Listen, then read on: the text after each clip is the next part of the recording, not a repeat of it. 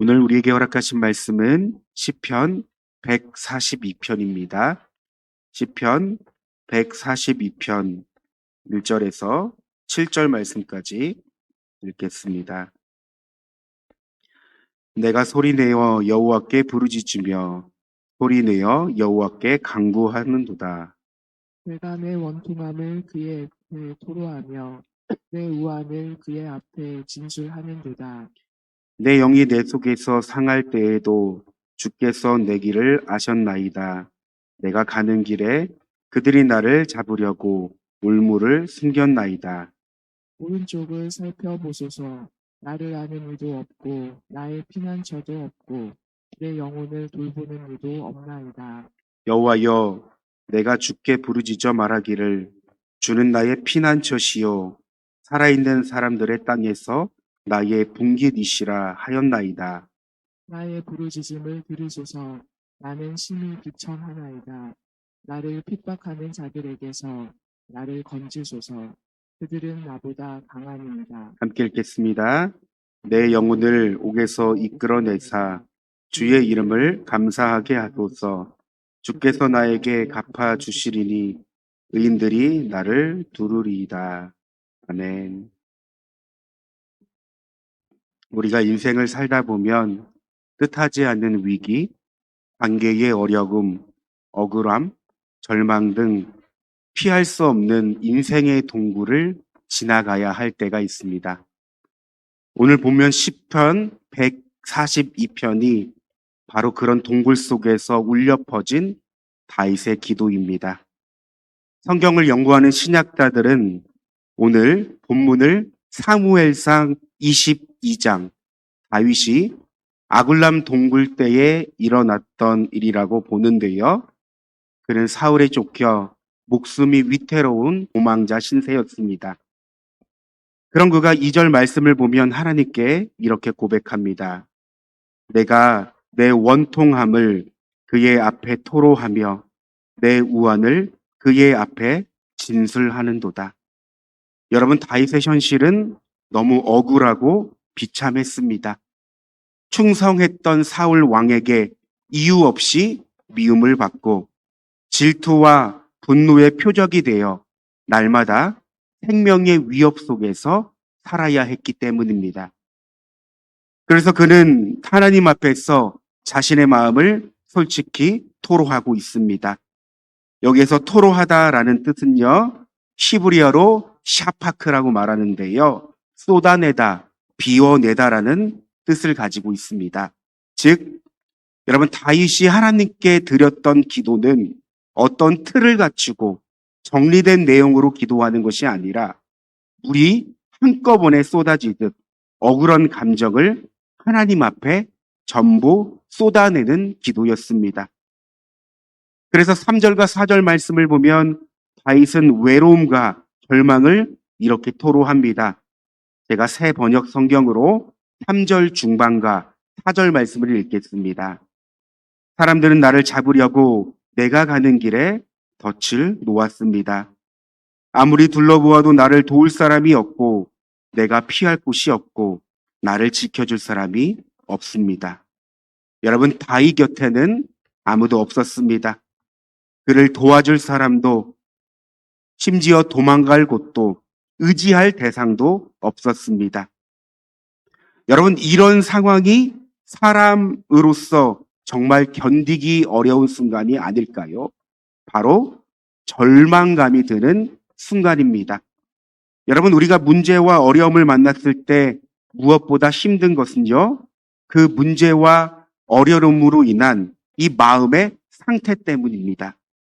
때론 현실이 아니라 마음의 무너짐이 우리를 가장 힘들게 한다는 것이죠. 그런데 여러분, 성경을 보십시오. 다윗은 깊은 절망 가운데 결정적인 깨달음을 얻었습니다. 무엇이었을까요? 5절입니다. 5절을 의역하면 이렇게 말합니다. 주님, 내가 주님께 부르짖습니다. 주님은 나의 피난처입니다. 주님은 나의 분깃입니다. 여러분, 여기서 분깃은 삶의 목, 가장 중요한 소유를 의미합니다.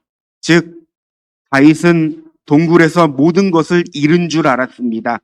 하지만 잃지 않는 단 한 가지, 절대 빼앗기지 않는 가장 중요한 소유가 있다는 것을 깨달았습니다. 바로 하나님이었습니다.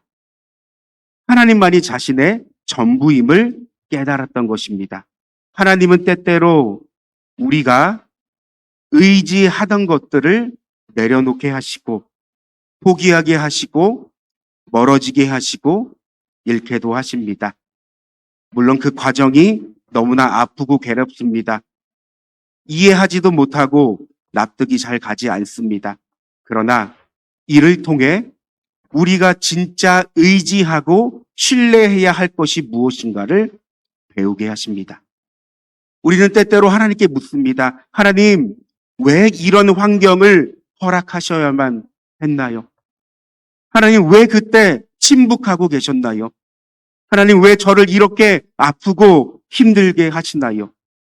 여러분, 우리의 삶을 보면 이해할 수 없고 납득이 가지 않을 때가 참 많습니다.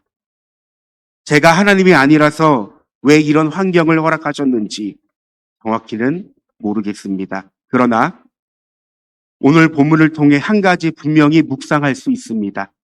하나님은 우리에게 부족한 것이 아니라 오직 하나님 한 분이 전부가 되도록 우리를 인생의 어두운 동굴로 이끌 때가 있다는 것입니다.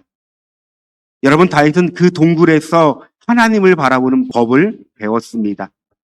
하나님을 신뢰하는 법을 배웠고 결국 하나님 한 분이면 충분하다는 고백을 하게 된 것이죠.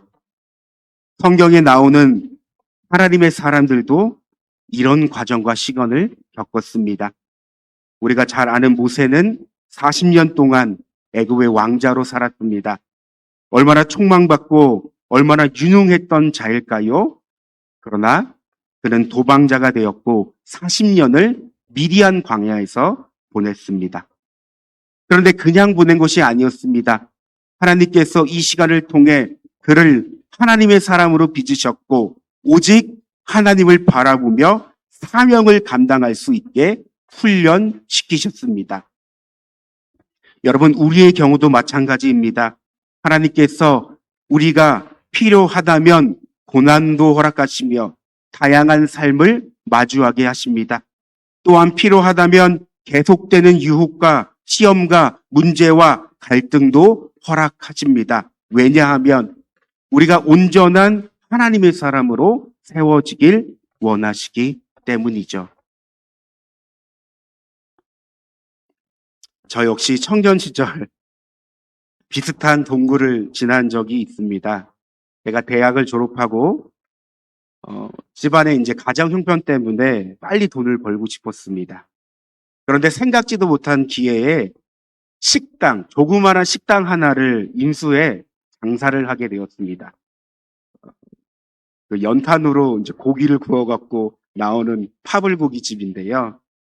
제가 대학교 때부터 일했던 식당의 사장님께서 식당 여러 곳을 하셨는데 이 식당 하나를 정리하시려고 했을 때 제가 생각나 그 식당을 인수해보고 한번 장사를 해보라고 권유하셨습니다.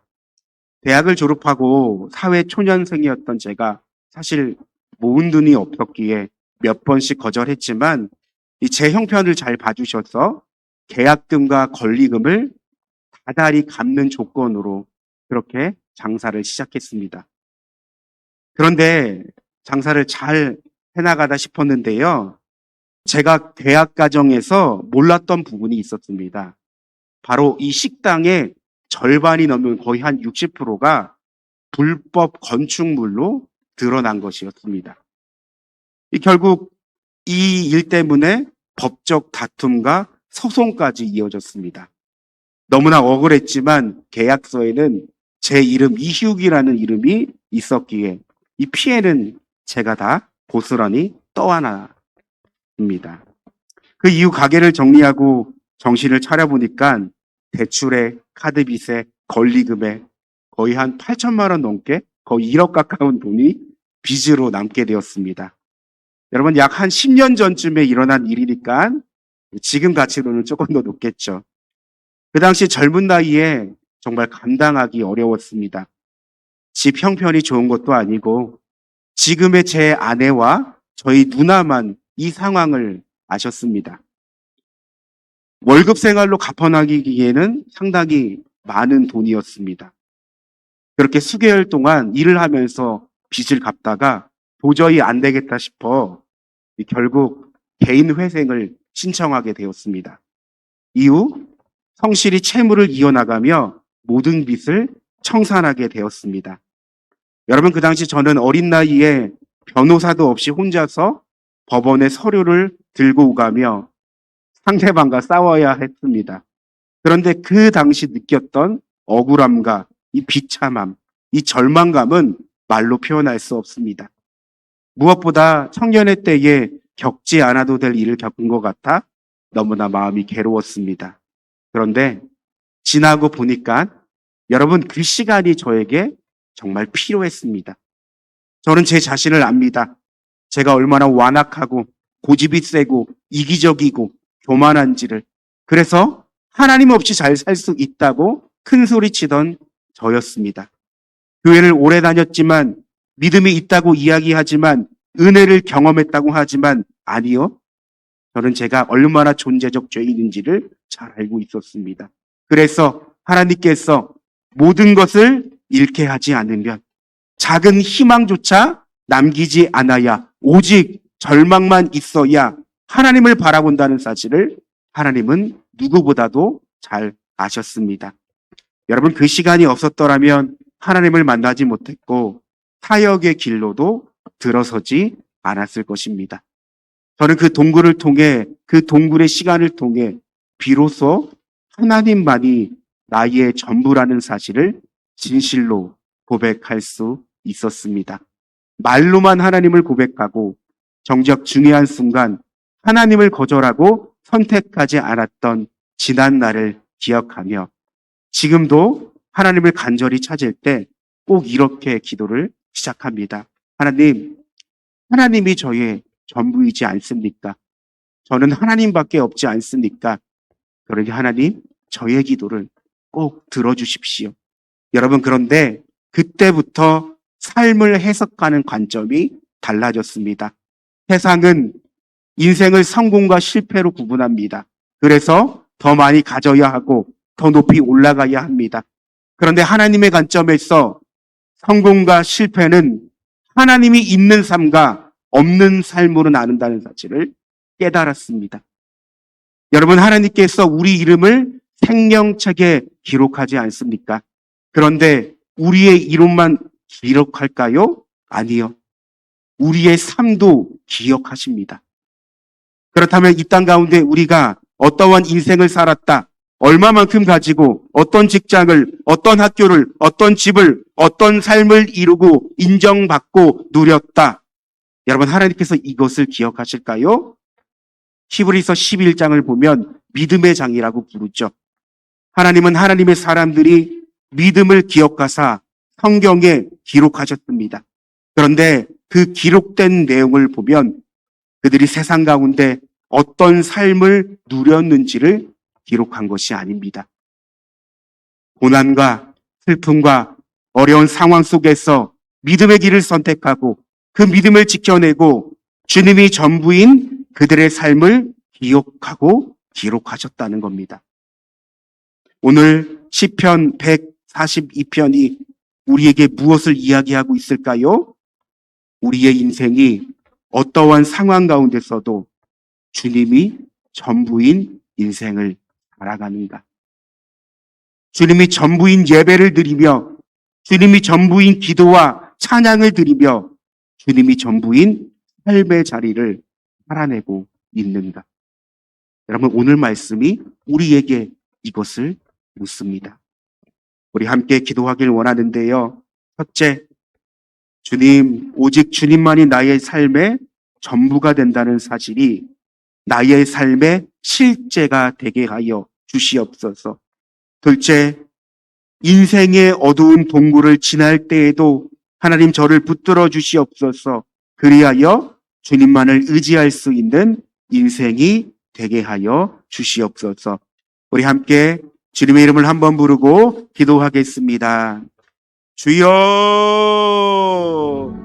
오, 놀라우신 하나님, 오늘 시편 142편의 말씀, 우리에게 너무나 주옥 같은 말씀을 허락하여 주시니 너무나 감사합니다.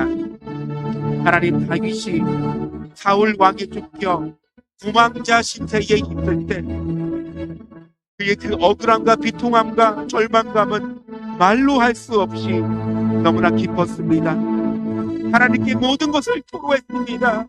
하나님, 어찌하여 이 상황을 허락하셨습니까? 하나님, 사람들을 보십시오. 그 사람들이 나를 죽이려고 하지 않습니까? 그는 비참함과 억울함과 원통함을 가지고 있었지만 그 순간 하나 너무나 귀한 그 사실을 깨닫게 되었습니다. 모든 것을 잃고 모든 것을 포기해도 하나님 한 분만이 자신의 전부라는 그 사실을 기억하면서 하나님을 고백하는 다윗의 그 하나님 기도를 보게 됩니다.